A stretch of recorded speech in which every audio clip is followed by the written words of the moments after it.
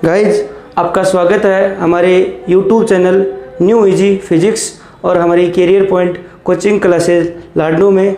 आज का जो अपना चर्चा का जो विषय होगा वो कक्षा 10, कक्षा 12, ग्रेजुएशन, पोस्ट ग्रेजुएशन, बीटेक आदि जितने भी एजुकेशन के फील्ड हैं उनमें कैरियर की क्या स्कोप है, मतलब हम कैरियर काउंसलिंग की बात कर रहे हैं। और कितने एंट्रेंस एग्ज़ाम ऐसे लगते हैं जिनसे गवर्नमेंट हमें स्कॉलरशिप प्रोवाइड करवाती है और एक अच्छा प्लेटफॉर्म मिलता है। देखो, सबको पता है बिना प्लेटफॉर्म आदमी कोई भी कभी स्टैंड नहीं कर सकता, तो हमें चाहिए एक अच्छा प्लेटफॉर्म।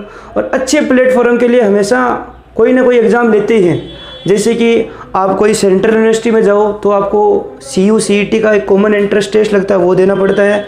कोई IIT जाना है तो आपको पेपर देना है। और जितने भी फेमस इंस्टीट्यूट है, चाहे वो गवर्नमेंट हो, चाहे वो सेमी गवर्नमेंट हो या प्राइवेट हो, एंट्रेंस एग्ज़ाम ऑलमोस्ट सभी जगह लगते हैं। और बहुत सारे ऐसे एंट्रेंस एग्ज़ाम होते हैं जिनमें गवर्नमेंट हमें स्कॉलरशिप देती है और बहुत अच्छी स्कॉलरशिप देती है।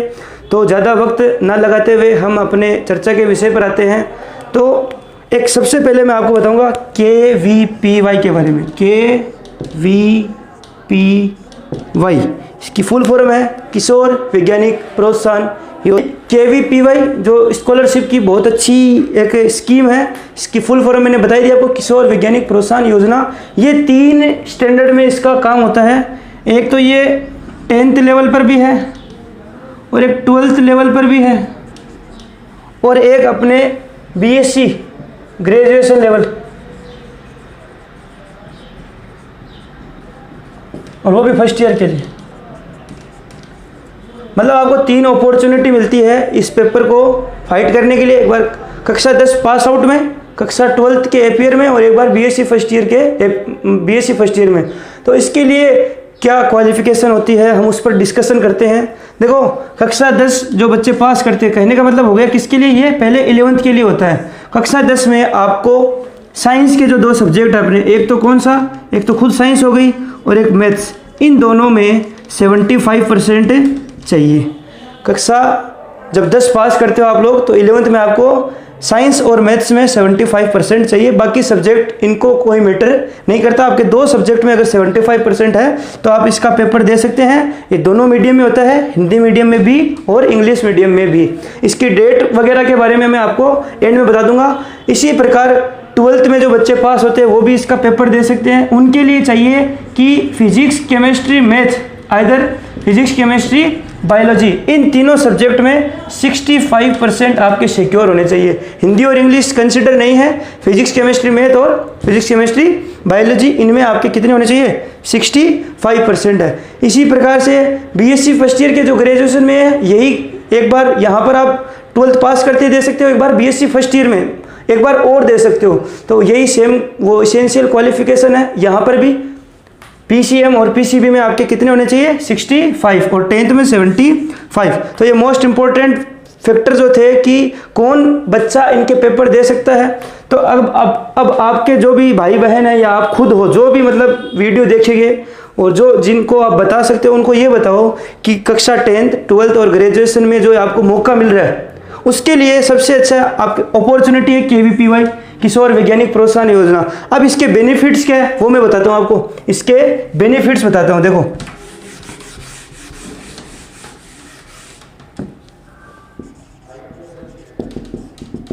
बेसिकली एक स्कॉलरशिप का एग्जाम है। ग्रेजुएशन से आपको इसमें स्कॉलरशिप मिलनी स्टार्ट होती है। ग्रेजुएशन होती है जैसे BSc, आप केमिस्ट्री से ऑनर्स से या फिर प्लेन BSc ऑनर्स, मतलब कोई सी भी, ये जो ग्रेजुएशन का ये पार्ट है, इसमें आपको जो फर्स्ट 3 ईयर होते हैं आपके, first year, second year, final year, जो सेमेस्टर से देते हैं उनके लिए भी ऑप्शन है। उनको 5000 पर मंथ मिलते हैं, 5000 पर मंथ मिलते हैं। और जो पोस्ट ग्रेजुएशन वाले होते हैं PG, उनको मिलते हैं 7000 पर मंथ। तो ज़्यादातर जो अपना इश्यू रहता है कि फाइनेंशियली प्रॉब्लम आएगी, तो उनके लिए ये KVPY बहुत ही शानदार प्लेटफॉर्म है। और ऐसे प्लेटफॉर्म में इतनी अच्छी स्कॉलरशिप मिलती है, पढ़ते पढ़ते आपको कुछ रिसोर्सेज मिल जाते हैं जिससे आपको प्रॉब्लम नहीं होती। और इसके ये तीनों लेवल भी है। जो 10th वाला लेवल है उसको SA बोलते हैं, 12th वाले को SX, और वो फाइनल ग्रेजुएशन वाले को SB। अपने को ये ऐसे SX भी तब काम आते हैं जब आप लोग फॉर्म भरते हो, ठीक है। एक होता है SA और एक हो जाएगा अपना SX और एक हो जाएगा अपना SB, ठीक है। अब देखो परसेंटेज की क्वालिफिकेशन बता दी और साथ साथ में मैंने आपको बता दिया स्कॉलरशिप कितने मिलती है। एक इसमें ये जो ईयर एंड होता है एनुअल कॉन्टिजेंसी ग्रांट, ये भी आपको एक मतलब जब जो ये आपका ईयर एंड होता है तब इसमें ग्रेजुएशन में तो आपको 20,000 मिलते हैं जैसे कोई प्रोजेक्ट वगैरह होता है, और पोस्ट ग्रेजुएशन में आपको 28,000 टोटल अमाउंट मिलता है। बहुत अच्छी अपॉर्चुनिटी है किशोर वैज्ञानिक प्रोत्साहन योजना। अब हम तक ये इतनी लेट पहुंची है क्योंकि अपने पास अवेयरनेस की national entrance screening test same process है, यही ये पेपर और ये जो वाला जो पेपर होता है वो दोनों मीडियम में लगता है, हिंदी मीडियम में भी और इंग्लिश मीडियम में भी। नेक्स्ट का जो पेपर होता है केवल इंग्लिश मीडियम वालों के बच्चों के लिए है, तो वो भी दे सकते हैं, फिजिक्स केमिस्ट्री मैथ वाले भी दे सकते हैं और PCB वाले भी दे सकते हैं। यहाँ पर भी आपको जो इंटीग्रेटेड चांसेस मिलते हैं। इंटीग्रेटेड कोर्स क्या होते हैं, इंटीग्रेटेड जो कोर्स होते हैं वो आपको एक ही जगह से BSc PG और UG करवाते हैं, एक ही जगह से PG और UG करवाते हैं। अगर आपका मन नहीं कर रहा तो आप UG के बाद आप छोड़ सकते हो, UG और PG, UG के बाद आप छोड़ सकते हो। आप कुछ और अगर आपको इच्छा करे तो आप वहाँ भी जा सकते हो। तो एक अच्छा प्लेटफॉर्म है ग्रेजुएशन, और वो भी इनके नेशनल एंट्रेंस स्क्रीनिंग टेस्ट। और यहाँ से जो एडमिशन मिलता है वो आइजर Bhopal, आइजर Mohali, Indian institute of science and education research, ऐसी अच्छी जो प्लेटफॉर्म मिलते हैं। तो आपको अपनी खुद की कैरियर गाइड करने में बहुत सपोर्ट मिलता है, क्योंकि आपका जो नेटवर्क बदल रहा है वो सबसे ज़्यादा ज़रूरी है आपके लिए। इसलिए नेक्स्ट का आप पेपर दे सकते हो। एक अपने IIST का लगता है, IIST Indian institute of space and technology. यहाँ से आप जिन बच्चों को अंतरिक्ष के जो सिस्टम में इंटरेस्ट होता है उनके लिए बहुत अच्छी अपॉर्चुनिटी है, Indian institute of space and technology. और एक पैरेलल में ऑप्शन है BSc इन एरोनॉटिक्स। एरोनॉटिक्स में भी BSc होने लग गई है। इंडिया के बहुत सारे इंस्टीट्यूट है उनमें BSc एरोनॉटिक्स होती है। अब कौन से जगह पर कौन कौन से कोर्स होते हैं उनकी जो कंप्लीट डिटेल है वो मैं आपको डिस्क्रिप्शन लिंक में दे दूंगा। यहाँ पर हम आपको बस एग्जाम के बारे में बता रहे हैं, उसके स्कॉलरशिप के जो बेनिफिट्स है वो बता रहे हैं। बाकी जैसे कि DU में क्या होता है, GNU में क्या होता है, AMU में क्या होता है, BHU बनारस हिंदू यूनिवर्सिटी में क्या होता है, उनकी जो कंप्लीट डिटेल होती है वो मैं आपको डिस्क्रिप्शन लिंक में प्रोवाइड करवा दूंगा, ठीक है। अब आगे बढ़ते हैं ग्रेजुएशन वाले बच्चों की तरफ।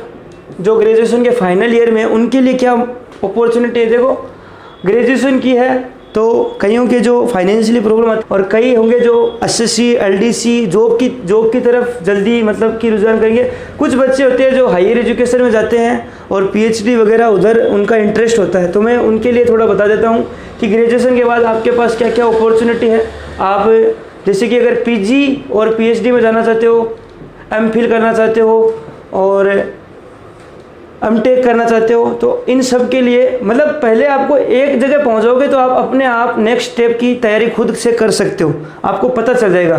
तो पहले देखो अपने इसमें जो ग्रेजुएशन के बाद जो कुछ एग्ज़ाम तो निकल गए, अभी जो फाइनल में मैं केवल उनके लिए बता रहा हूँ। आपके पास सबसे अच्छा ऑप्शन है CUCET, सेंट्रल यूनिवर्सिटी का जो कॉमन एंट्रेंस टेस्ट लगता है वो आप दे सकते हो। इसके बाद आप JNU के जो अभी फॉर्म निकले हुए भी हैं, और DU Delhi university, Jawaharlal Nehru university, और अपने BHU बनारस हिंदू यूनिवर्सिटी, और अपने जामिया मिल्लिया इस्लामिया, और AMU अलीगढ़ मुस्लिम यूनिवर्सिटी, और यूनिवर्सिटी ऑफ हैदराबाद।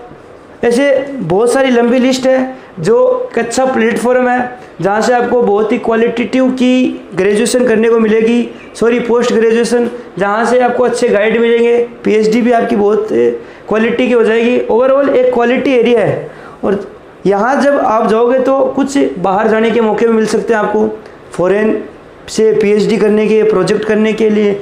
आप एक अच्छे प्लेटफॉर्म पे जाके बैठो, आपको बहुत बेनिफिट मिलेगा। वहाँ के गाइड अच्छे हैं, पढ़ाने वाले भी बहुत शानदार होते हैं, माहौल भी अच्छा होता है। तो इतने सारे एग्ज़ाम हैं, इनकी कंप्लीट डिटेल होगी, कब इनके फॉर्म निकलते हैं, कब इनकी एग्ज़ाम होती है और कब ये रिज़ल्ट देते हैं, उन सब की मैं कंप्लीट डिटेल दे दूंगा।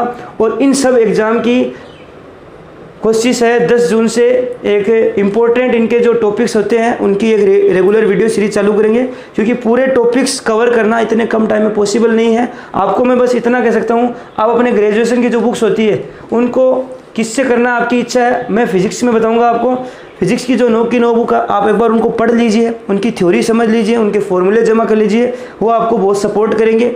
अब हम बात करेंगे कि कक्षा 10 वाले बच्चे हैं, उनके पास क्या ऑप्शन है। उनके लिए जो कक्षा 10 और कक्षा 12 से पास करते हैं, उनके पास जितनी अवेयरनेस नहीं है, उसकी वजह से उनको बहुत लॉस होता है। वो दोस्तों को देखकर किसी की मिसगाइड से कोई सा भी सब्जेक्ट सेलेक्ट कर लेते हैं, फिर बाद में आगे जाके उनको तकलीफ़ देता है। तो हम उस पर थोड़ा सा डिस्कशन कर लेते हैं कि कक्षा 10 के लिए और कक्षा 12 के लिए क्या बेटर है।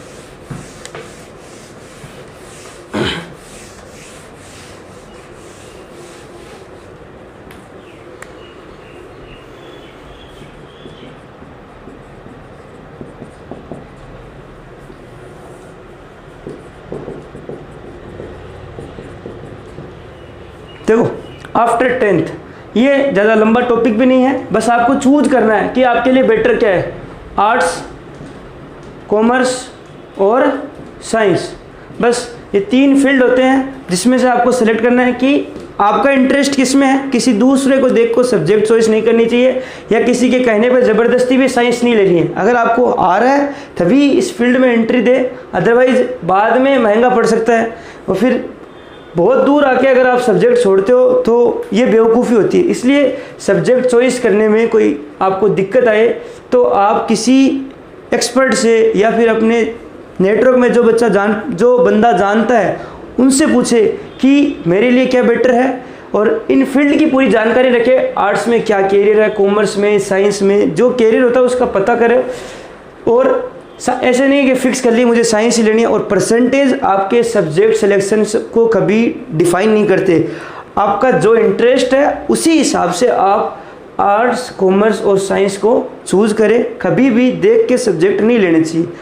तो यहाँ से आपको देखो 10th में अगर आपके वो 75% आ जाते हैं मैथ और साइंस में, तो आप KVPY की तरफ अपना रुझान कीजिए और एक बड़े प्लेटफॉर्म की तरफ आप शिफ्ट कर सकते हैं। अब बात कर लेते हैं अपन 12th की, जो कि इम्पोर्टेंट है।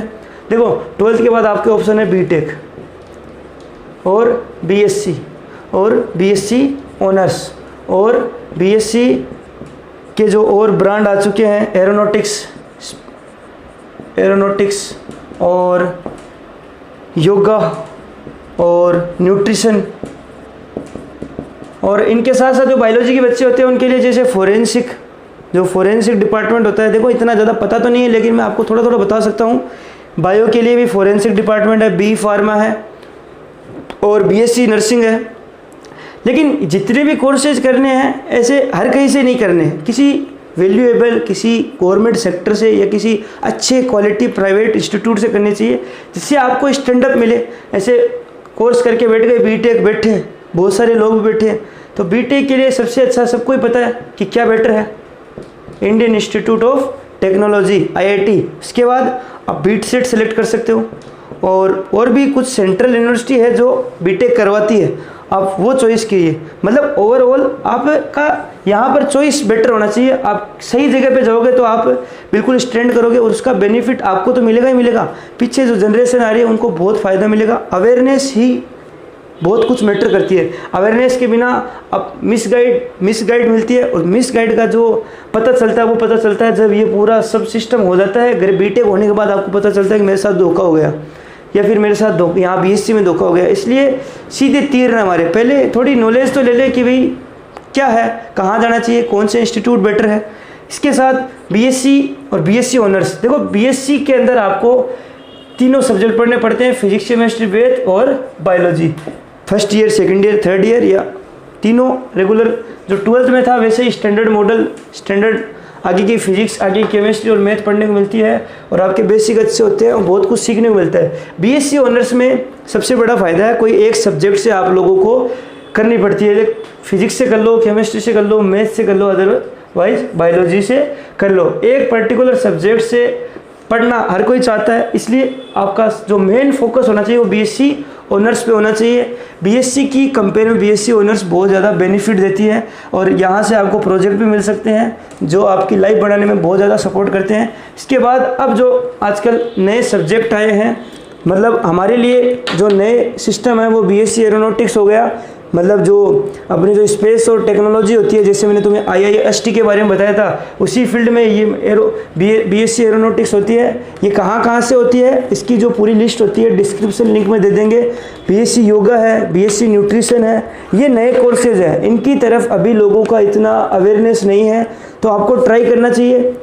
और ये सब बेकार नहीं है, इसमें आपको अच्छा प्लेटफॉर्म मिलता है। जो न्यूट्रिशन होते हैं उनको हमेशा फूड और टेक्नोलॉजी में बहुत अच्छी पोस्ट मिल चुकी है और आगे भी कुछ एडवांस आता रहेगा, क्योंकि हर कुछ 2-3 साल में कुछ ना कुछ नया आता रहता है। और बीएससी योगा आज का जो सभी फिजिकली फिट रहना चाहते हैं तो योगा के अंदर अच्छा स्कोप है। बस अवेयरनेस की नहीं होने की वजह से हमें इन कुछ चीज़ों का पता नहीं है। हम जानते हैं केवल बीटेक और बीएससी, और वो करने के बाद हम फील्ड ही छोड़ देते हैं। तो इसके साथ कुछ ऑप्शनल चीज़ें हैं वो मैं बता देता हूँ आपको। मतलब बीटेक और बीएससी करने के बाद आप लोग अगर किसी को जॉब की बहुत ज़्यादा ज़रूरत हो, उनके लिए उन्हें तैयारी करने लिए चाहिए जल्दी से जल्दी SSC, staff selection commission, LDC, lower division clerk और बैंक पीओ, और ऐसे बहुत सारे कंपटीशन एग्ज़ाम होते हैं और ऑलमोस्ट जितने भी कंपटीशन एग्ज़ाम होते हैं उनका सिलेबस सेम होता है, थोड़ा सा चेंज होता है। और इतना चेंज आदमी कर सकता है एडजस्ट, क्योंकि हमें पेपर क्लियर करने के लिए पूरा कंप्लीट सिलेबस कभी सपोर्ट नहीं करता। आपको एक कॉमन होता है इनमें, वो सब्जेक्ट की जो डिटेल होती है कि कौन कौन से इसके अंदर पेपर आते हैं, कौन सी लैंग्वेज कौन से मतलब हिंदी मीडियम, इंग्लिश मीडियम हो गया, और कौन कौन से सब्जेक्ट है, मतलब रीजनिंग है, इंग्लिश है, हिंदी है, जीके है, जो भी है उसकी कंप्लीट डिटेल आपको यूट्यूब पर मिल जाएगी और इंटरनेट पर भी मिल जाएगी। मेरा तो ये बताने का एक ही मकसद है, जिनके फाइनेंशियली प्रॉब्लम जल्दी आती है उनके लिए। बाकी आपको हायर एजुकेशन में जाना चाहिए, आपको प्रमोशन मिलेगा, आप प्रमोट होगे और उसका बेनिफिट पीछे जो जनरेशन आ रही है आपके, उनको बहुत ज़्यादा फ़ायदा मिलेगा। देखो, अवेयरनेस और प्रॉपर गाइड के बिना कुछ नहीं मिलता। चाहे आपका कितना भी टैलेंट हो, आदमी फंस जाता है, किसी न किसी के झांसे में फंस जाता है, वहाँ पर आपको बहुत नुकसान होता है। फिर आपका एजुकेशन से विश्वास उठ जाता है और आप पीछे एक मैसेज देते हो, कुछ नहीं रखा हो। इसलिए हमारी आपसे रिक्वेस्ट है कि प्रॉपर गाइड और अवेयरनेस, इसमें आप इंटरेस्ट ले। आपका अगर 12th का एग्ज़ाम हो गया है तो फ्री मत बैठे रहिए, आप सर्च करिए आपका इंटरेस्ट किस में है, उससे रिलेटेड चीज़ें सर्च कीजिए और ज़्यादा से ज़्यादा कोशिश कीजिए कि आप एक पीछे अच्छा मैसेज दें। धन्यवाद। और हम उम्मीद करते हैं आपको बताई हुई पूरी इन्फॉर्मेशन समझ में आएगी। अगर कोई प्रॉब्लम हो, कोई डेट जाननी हो, और वैसे डिस्क्रिप्शन लिंक में मिल जाएगी, और भी कोई प्रॉब्लम हो तो हमें कमेंट बॉक्स में लिखकर अपनी पर्सनल प्रॉब्लम शेयर कर सकते हैं कि सब्जेक्ट कौन सा बेटर रहेगा, ये ले लिया, चेंज करना हो, उससे रिलेटेड जो भी इन्फॉर्मेशन होगी हम आपको देंगे। धन्यवाद।